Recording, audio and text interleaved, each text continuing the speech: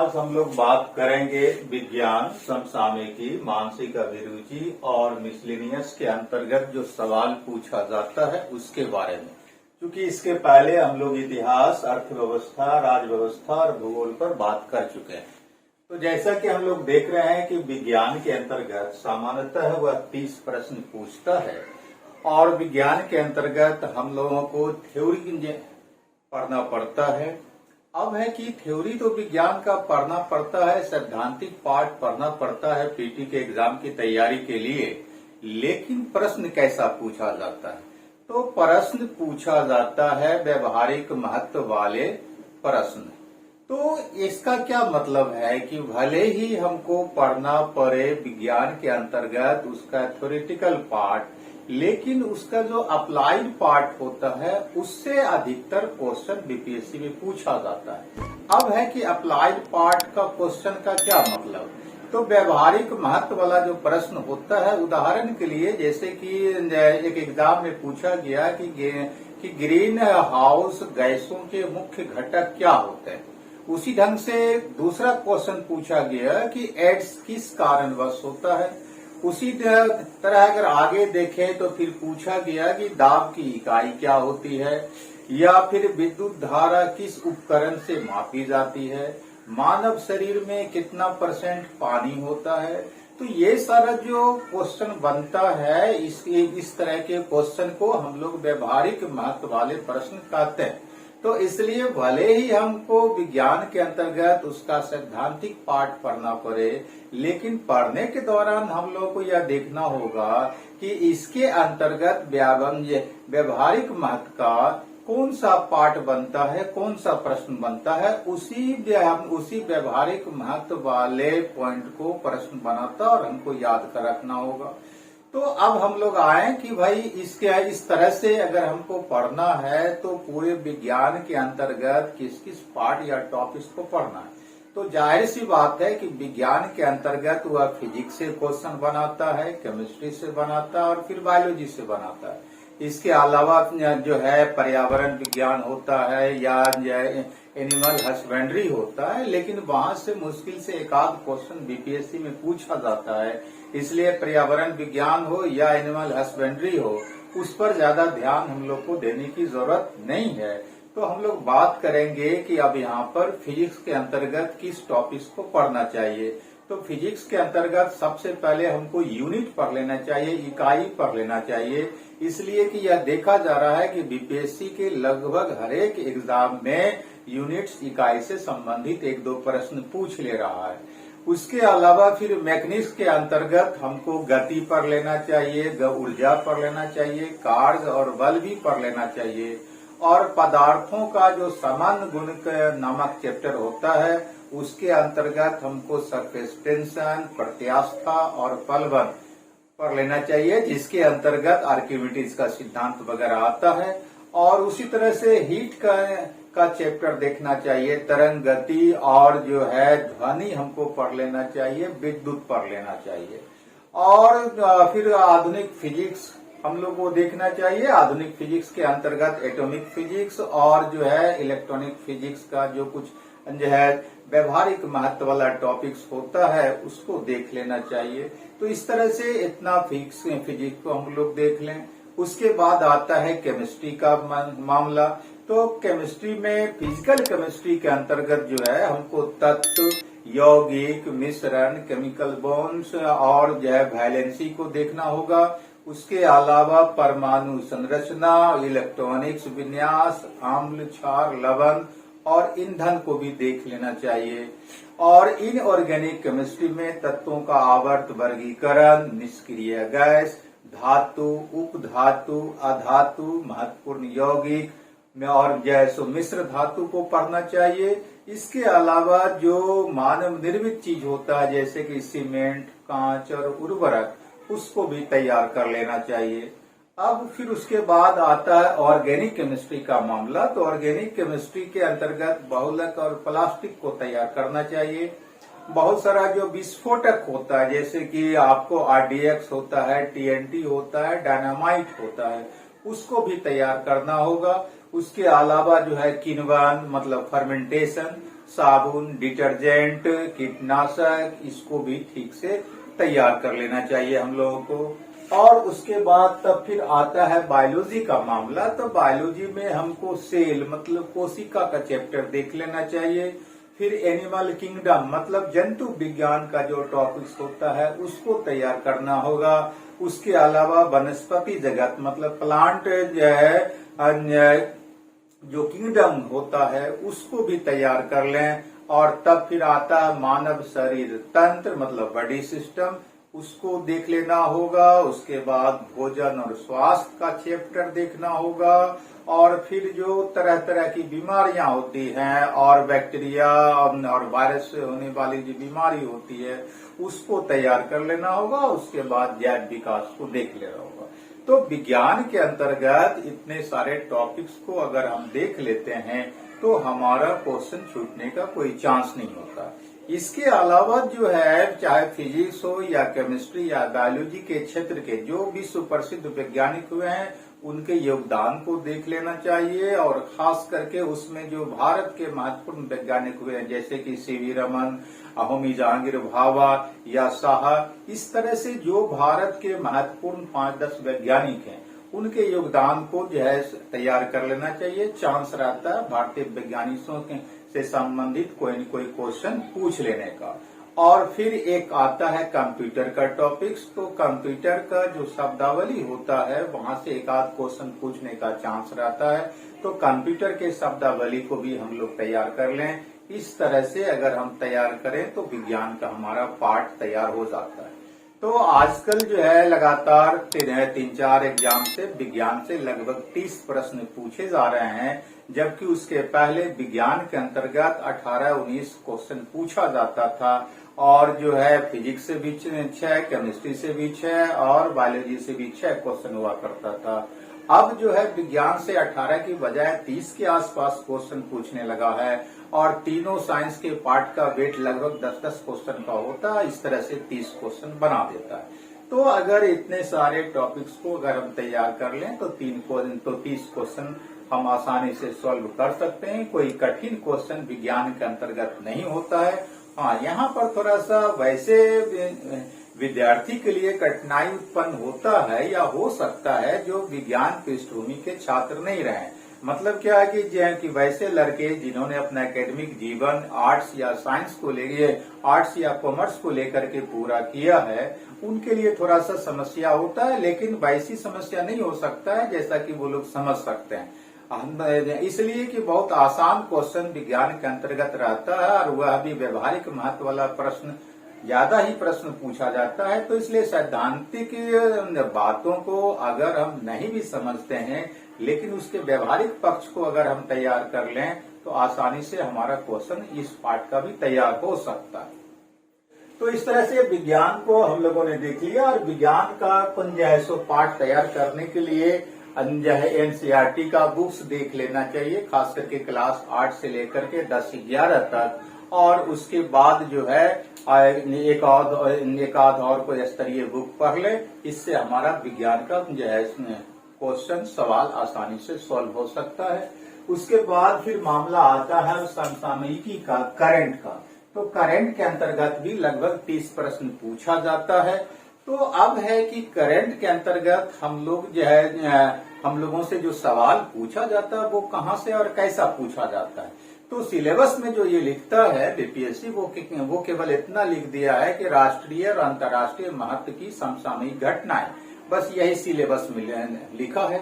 अब है कि यहाँ समझना होगा कि जो है किस टाइप का महत्व की घटना यह कहता है। तो इसके लिए हमको जो अब तक बीपीएससी ने जो एग्जाम लिया उसमें उसने जो क्वेश्चन पूछा है उसी के पैटर्न पर हमको करंट से संबंधित क्वेश्चन को तैयार करना होगा। तो तैयार जो करना होगा उसके लिए कौन कौन से टॉपिक्स को पर हम लोग को ध्यान देना होगा। तो सबसे पहला जो टॉपिक्स देखे वो चर्चित क्यों। कोई भी व्यक्ति या कोई भी स्थान, चाहे वह राष्ट्रीय स्तर का हो या अंतर्राष्ट्रीय स्तर का, उसमें आज के डेट में क्यों चर्चित है। अगर कोई व्यक्ति या कोई स्थान चर्चित हो रहा है, चाहे वह स्थान या व्यक्ति भारत का हो या दुनिया के किसी अन्य देशों का, उसके बारे में हमको तैयारी कर लेना चाहिए। उसी ढंग से जो है फिर कौन क्या हमको तैयार करना चाहिए, कौन क्या मतलब कि कौन सा वह व्यक्ति है जो किसी महत्वपूर्ण पद पर है, जैसे कि नीति आयोग का सीईओ कौन है ये तैयार कर लेना, चुनाव आयोग का जो है मुख्य चुनाव आयुक्त कौन है, इस टाइप का जो क्वेश्चन होता है उसको हम लोगों को तैयार कर लेना चाहिए। उसी ढंग से भारत के प्रधानमंत्री, राष्ट्रपति या किन्हीं महत्वपूर्ण मंत्रियों का जो विदेश दौरा होता है तो उसको भी हम लोग को तैयार करना होगा कि कौन सा जो है भारत का मंत्री या भारत का राष्ट्रपति या प्रधानमंत्री दुनिया की किस देश में किस लिए गए थे और कब गए थे, इसको तैयार कर लेना चाहिए। उसी ढंग से दुनिया के दूसरे देश के जो राष्ट्राध्यक्ष भारत आते हैं तो उनके बारे में भी जो है हम लोग को जानकारी रखना चाहिए। और फिर जो है हम लोगों को देखना होगा कि भारत का दुनिया के किसी देश के साथ अगर कोई संधि होता है तो वो संधि क्या है ये हम लोग को तैयार कर लेना होगा। और फिर जो है जो महत्वपूर्ण खेल है उस खेल की विशेषता को तैयार कर लेना चाहिए कि उस खेल में कितने जो है सो खिलाड़ी होते हैं या उस खेल का क्या शब्दावली होता है, और वो खेल आज के डेट में कोई अंतर्राष्ट्रीय स्तर का या राष्ट्रीय स्तर का कहीं आयोजित हुआ है तो वो देखना चाहिए कि कोई खेल कहाँ आयोजित हुआ है, और फिर जो है उस खेल का विजेता कौन है, और फिर जो भारत में बहुत सारी पत्र पत्रिकाएं प्रकाशित होती रहती हैं तो जो महत्वपूर्ण पत्र पत्रिकाएं हैं उसके संपादक कौन है, क्योंकि संपादक से भी संबंधित प्रश्न पूछ लिया जाता है। उसके अलावा फिर सुप्रीम कोर्ट और हाई कोर्ट का किसी खास मुद्दे पर अगर कोई फैसला होता है तो उस फैसले को हम लोग को तैयार करना चाहिए। और कोई अंतर्राष्ट्रीय संगठन है जैसे कि सपोज कर लीजिए G7 है, G20 है या सार्क है, उसका कहीं सम्मेलन हुआ है तो उस सम्मेलन को का स्थान और जो है उसका प्रमुख मुद्दा हम लोग को तैयार कर लेना चाहिए। और फिर आज की डेट में अगर कोई व्यक्ति कोई पुस्तक लिखा है जो पुस्तक चर्चित है उसको भी तैयार कर लेना होगा कि अमुक पुस्तक किसने तैयार किया है। और फिर जो विभिन्न तरह का पुरस्कार होता है वो पुरस्कार को जो है देख लेना होगा कि किस तरह के क्षेत्र के लोगों को यह पुरस्कार दिया जाता है और वर्तमान में ये पुरस्कार किसको दिया गया है। फिर राष्ट्रीय अंतर्राष्ट्रीय स्तर का कई सूचकांक इंडेक्स जारी होता है प्रत्येक वर्ष, तो उसको देखना होगा कि यह इंडेक्स क्या होता है और उसमें भारत का या भारत के विभिन्न राज्यों और खास करके बिहार का क्या स्थान है। जैसे कि अभी राष्ट्रीय स्तर का एक सूचकांक जारी हुआ नीति आयोग के द्वारा सतत विकास सूचकांक, उसमें जो है बिहार सबसे फीसदी साबित हुआ है और केरल जो है सो प्रथम दर्जे पर आया है। तो इस तरह का जो सूचकांक राष्ट्रीय अंतर्राष्ट्रीय स्तर पर जारी होता है उसको भी हम लोग को तैयार कर लेना चाहिए। और अगर इतना जो है सो करंट के अंतर्गत टॉपिक्स को हम तैयार कर लेते हैं तो आराम से ये जो 30 प्रश्न हमारा है वो जो है सॉल्व हो सकता है। अब है कि इसके लिए कौन सा पुस्तक पढ़ना चाहिए, तो सबसे पहली बात तो ये है कि आप कोई एक जो है मंथली मासिक जो करियर मैगजीन होता है उसको जाए सो अनिवार्य रूप से पढ़ते रहें। जैसे कि सपोज कर लीजिए कि आपका प्रतियोगिता दर्पण हुआ या घटना चक्र हुआ, इसमें से कोई एक पत्रिका आप जो है सो मंथली पढ़ें। और उसके बाद जो बिहार से संबंधित जो क्वेश्चन पूछा जाता है, बिहार से संबंधित अब 5 से 10 क्वेश्चन पूछ लिया जाता है, तो उसका क्वेश्चन कैसे तैयार करें, मतलब 30 क्वेश्चन जो करंट अफेयर से संबंधित पूछता है उसमें से 5 से 10 क्वेश्चन आपको बिहार से संबंधित पूछ लेता है। जैसे कि 65वीं में 10 क्वेश्चन पूछ दिया था और 66वीं में 5-6 क्वेश्चन पूछ दिया था।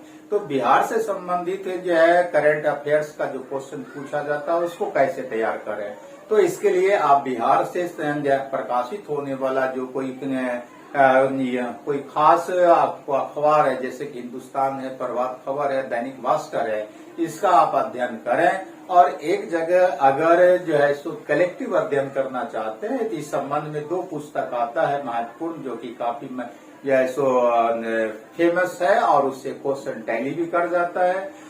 एक आपको है कि बिहार करंट, जो कि ये जो है आपको समीर सर का ही है, तो समीर सर का जो आता है जो है सो पुस्तक बिहार करंट उसको आप जो है सो खरीद लें। और इसी तरह का एक दूसरा पुस्तक आता है रजनीश कुमार का बिहार समसामयिकी करके, तो उसको भी आप जो है सो देख सकते हैं।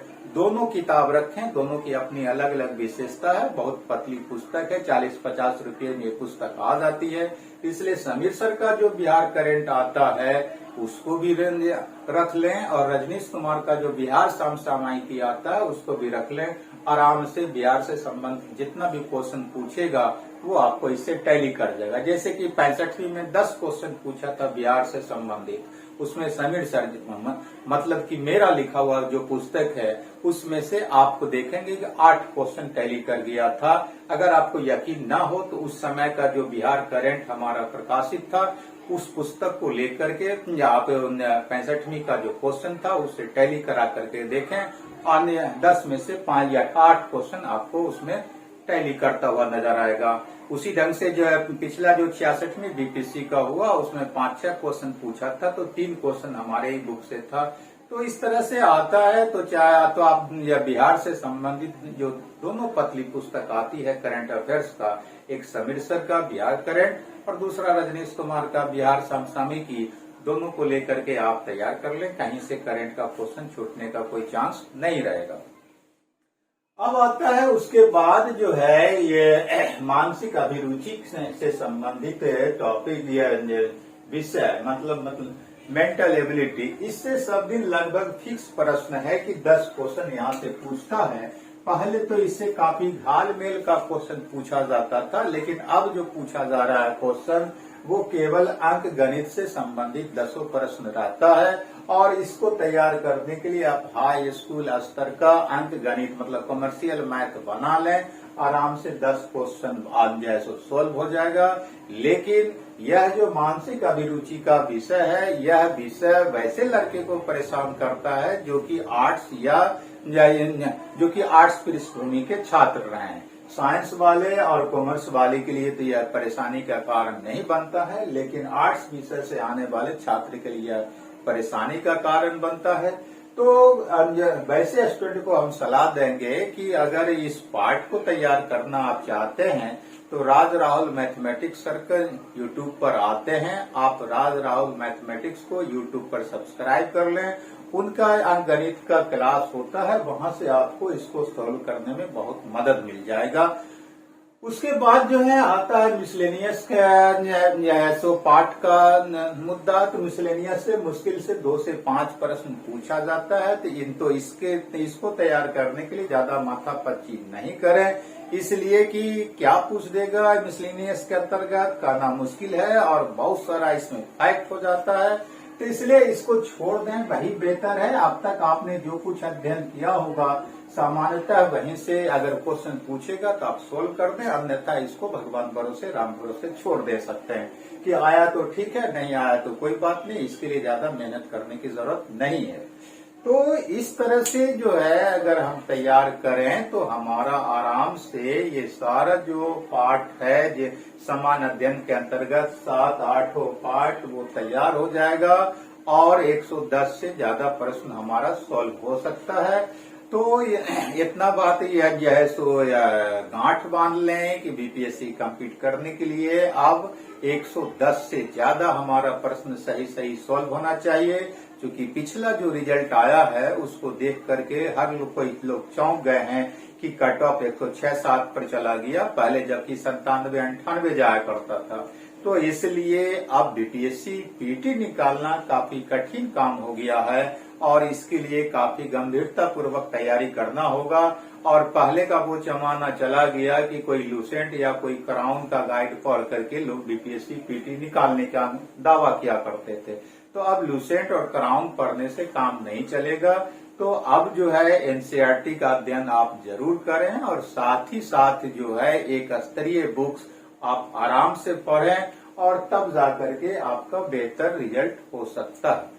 तो अब जो है बीपीएससी की तैयारी कैसे करें ये टॉपिक्स हमारा पूरे तौर पर समाप्त होता है।